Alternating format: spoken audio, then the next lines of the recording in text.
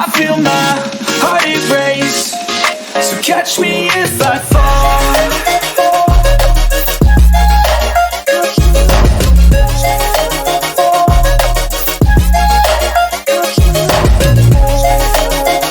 ¿Quieres saber qué es el ego en su sentido psicológico y espiritual? Quédate conmigo hasta el final porque aprenderemos qué es el ego y cómo saber reconocerlo nos puede ayudar a mejorar nuestra calidad de vida. El dueño de una gran mansión ha de salir de viaje durante un periodo indeterminado de tiempo. Debido a su prolongada ausencia, decide dejar al mando de la casa a su sirviente más capacitado y en el que más confía. Al cabo de unos años, regresa a su casa y al llegar, se da cuenta de que el sirviente no le reconoce, no recuerda quién es. De hecho, el sirviente está convencido de que es el dueño de la casa. El dueño, en un momento determinado, se ve obligado a llevar a sus guardianes a la casa para poder recuperarla.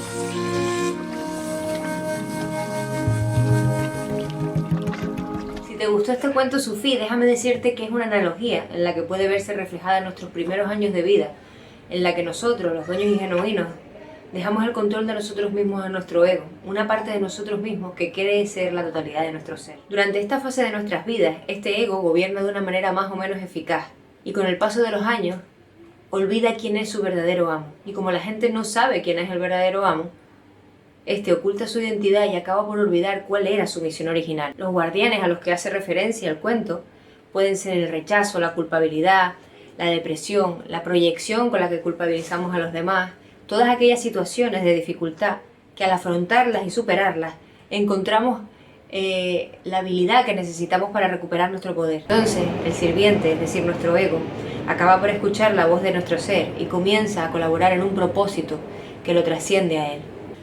Pero bueno, todo esto es muy bonito, pero ¿qué es el ego? La palabra ego viene del latín y significa yo. En psicología y en filosofía se refieren a ego para designar la conciencia del individuo, entendida esta como su capacidad de percibir la realidad. El ego es el constructo psíquico a través del cual la persona se reconoce y es consciente de su propia identidad. Ego incluye tanto lo que reconocemos en nosotros mismos como lo que identificamos proyectado en los demás. Nacimiento del ego. Según Carl Jung, en la fase intrauterina, donde el feto aún se está gestando, aún no hay conciencia de individuo, simplemente es parte de un sistema mayor. En esa fase nos hallamos inmersos en lo que se denomina el estado de identidad. Todos los humanos nacen en este estado arcaico, fundidos en una unidad con el entorno, a partir de la cual deben iniciar un proceso de crecimiento y desarrollo. Este estado de identidad se prolonga hasta aproximadamente los 9 meses siguientes al nacimiento. Infancia y niñez. Al finalizar el primer año de vida, el niño empieza a adquirir cierta continuidad en su estado de conciencia y comienza a desarrollar el concepto de sí mismo corporal. Es decir, empezamos a reconocernos como un sujeto separado de nuestro cuidador. El niño vive en un estado inconsciente, pero en algunas ocasiones va tomando conciencia de ciertas cosas que ocurren a su alrededor. Es como si despertara de forma esporádica y puntual de un estado continuo de trance. Análogamente, equivaldría a que los contenidos de su conciencia al principio se estructuran como islotes desconectados entre sí, y con el paso de los años estos islotes se irán extendiendo por lapsos de tiempo cada vez mayores, conectando finalmente entre ellos y haciendo posible una cierta orientación del niño en el mundo externo.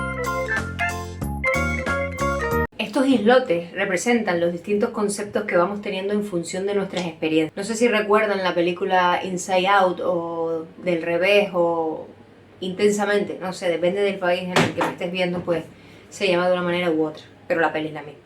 Hay un momento en esa peli donde ven las distintas islas que tiene la niña, que en el caso de la peli pues tiene la isla Payasada, la isla Hockey, la isla Familia. Pues de la misma manera, en esa peli se hace referencia a esto de la que nos habla Carl Jung, que al principio como niños vamos teniendo pequeños islotes de momentos puntuales en el que somos conscientes y formamos ciertos conceptos, y con el paso de los años esos conceptos se van uniendo hasta formar nuestra personalidad. Por eso es importante tener en cuenta que el mapa no es el territorio. ¿Qué quiero decir con esto? Que mi mapa mental, los conceptos que yo tengo aquí no tienen nada que ver con el la realidad. Es decir, yo solo veo lo que conozco, solo percibo la realidad que yo conozco. De la misma manera, es importante entender que el mapa no es el territorio, porque los conceptos que yo tengo de amor, familia, amistad, es diferente al concepto que pueda tener otra persona. Y es importante ser consciente de esto, porque así nos evitamos muchos conflictos. En este mapa van a influir circunstancias como los valores que se me hayan inculcado, las creencias, el contexto cultural en el que yo haya nacido, mi situación familiar, las experiencias que yo haya vivido a lo largo de mi vida. Todo eso va a determinar la personalidad que yo he adoptado. Por ejemplo, en mi caso, esto es un ejemplo muy bobo, pero yo soy una persona muy delgada. Cuando era pequeña, por ejemplo, los niños y eso se reían de mí. Hoy en día, pues obviamente, eso me da igual. Hoy en día no tengo complejo con eso, pero en aquel momento sí. Entonces, cuando a mí me decían, alguien me dice, estás más gordita o estás más gorda, para mí es un halago. ¿Por qué? Porque yo tengo el metabolismo acelerado y para mí subir de peso es más costoso que bajarlo. Entonces, para mí eso es un halago. El decirme estás más gorda es un halago. Hay personas, soy consciente que hay personas a las que le dicen este mismo comentario y les sienta fatal. Por eso digo que cada persona tiene, en ciertos conceptos, tiene una interpretación diferente. Y esta interpretación está basada en sus circunstancias pasadas, circunstancias de infancia, de familia, de muchas cosas. Entonces, si con este ejemplo tan bobo se ve una diferencia tan grande, imagínate con conceptos tan importantes como, por ejemplo, el amor, la amistad, la pareja, muchas otras cosas. Es importante tener en cuenta esto porque ningún mapa refleja el territorio completo, sino solo lo que nosotros conocemos. Pero bueno, vamos a seguir. Durante el primer año, el cerebro de los niños opera en frecuencia de ondas delta, una tipología de ondas que están asociadas con etapas de sueño profundo, es decir, están funcionando a un nivel inconsciente. De los 2 a los 5 o 6 años, pasamos a ondas zeta. Los niños a esta edad están en trance, viven en su mundo interior, en su imaginación. Los adultos entramos en este estado al despertar, cuando aún estamos medio dormidos. De los 5 a los 8 años, pasamos a ondas alfa. Es cuando empezamos a crear esa mente analítica. Tenemos un pie en cada mundo. En el caso de los adultos, podemos bajar a esta frecuencia cuando nos dormimos, cuando nos relajamos. De los 8 a 12 años y en adelante pasamos a ondas beta. Después de los 12 años, la puerta entre la mente consciente y la mente subconsciente suele cerrar. ¿Por qué les hablo de todas estas ondas? El cerebro de los niños, hasta los 8 años, por eso se dice que son como esponjas, que los niños son como esponjas, porque hasta los 8 años los niños absorben toda la información sin prácticamente cuestionarla. Por eso es tan importante también la forma en que le hablamos a los niños. ¿Esto quiere decir que luego de eso no podemos cambiar esas creencias? No. Pero sí que esas creencias que se instauran dentro, esas creencias van a marcar de alguna manera, van a influir en la forma en que percibimos el mundo. ¿Las creencias se pueden cambiar? Sí. La creencia realmente es simplemente un pensamiento que te has repetido las suficientes veces hasta que te lo has creído. Simplemente es eso. Es un pensamiento que te has repetido. En el caso de los niños, no filtran, no cuestionan. Simplemente absorben la información. Obviamente podemos cambiar nuestras creencias y se accede al subconsciente a través de actos de repetición y de alto impacto emocional. Y también sabemos que al subconsciente le encantan las imágenes. Por eso la imaginación es una de las maneras para acceder mejor al subconsciente. Y si luego a eso le añades estados meditativos, o sea, estar en un estado meditativo te va a... cuando entras en un estado meditativo estás en ondas alfa, que son como observamos las que tienen los niños en determinada edad. Cuando tú meditas, entras en ondas alfa y ahí es donde accedes al subconsciente. Entonces lo sugestionas a través de imaginación. Esto es lo que proponen autores como Neville Goddard, Joe Dispenza, Bruce H. Lipton y montones más. Que accedamos a estados meditativos y que durante la meditación imagines la vida que tú quieres. ¿Para qué? Para cambiar esas creencias. Por tanto, de esta forma se construye nuestra personalidad. La forma que hemos visto anteriormente, ahí construimos nuestra personalidad. La palabra personalidad viene de persona, que en griego significa máscara. A veces cuando miramos la etimología de las palabras nos dan muchas pistas, porque básicamente el ego es una máscara. Es una máscara que nos hemos puesto a nosotros mismos para sobrevivir en el entorno que se nos dio. Básicamente el ego es el conjunto de máscaras que hemos creado para sobrevivir en el entorno que nos tocó vivir. Hemos diseñado esa personalidad para adaptarnos en función de lo que el exterior dijo que nosotros éramos. Fuimos adaptando para sobrevivir a ese entorno, a esas circunstancias. El ego siempre quiere tener la razón. El ego juzga, el ego busca siempre en el exterior el origen de todos nuestros males. El ego necesita tener la razón, ser especial. Todo esto son características del ego. El ego es el gran susurrador, es esa vocecita en la cabeza que te dice constantemente: esto está bien, tenías que haber sido de esta manera, esto no deberías haber hecho esto, el que juzga al otro. Ese es el ego. Hay un dato curioso. Hace poco leí un libro que se llama Satán, biografía del ego, de Yehuda Ber, donde nos habla del ego y nos dice que el ego es Satán. La palabra Satán en hebreo significa adversario, enemigo. En el Nuevo Testamento se refieren a él como el enemigo de Cristo. Recordemos que Cristo, de acuerdo con los textos de Neville y demás, Cristo es la mente iluminada.